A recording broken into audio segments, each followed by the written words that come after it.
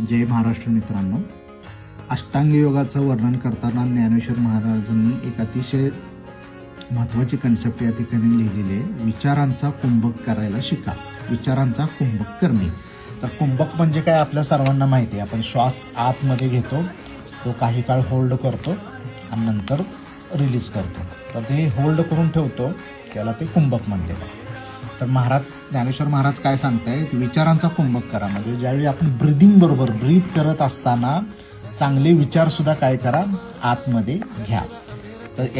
तर जे शास्त्रज्ञ असतात, जे लेखक असतात, साहित्यिक असतात, विचारवंत असतात, ते बघा त्यांच्या प्रत्येक श्वासागणित चांगले विचारांची निर्मिती ते करत असतात. तर त्याला ते विचारांचा कुंभक म्हणलेला आहे. म्हणजे ब्रीदिंग बरोबर चांगले विचार काय करा, आपल्या शरीरामध्ये घ्या, त्याच्यावरती चिंतन करा, मनन करा. त्यातून काय होईल, आपली प्रगल्भता वाढेल. तर ज्याला हा विचारांचा कुंभक जमतो ना, त्याच्या जीवनामध्ये राजयोग येतो. So focus on breathing plus thoughts, त्यालाच म्हणले विचारांचा कुंभक करणे. धन्यवाद.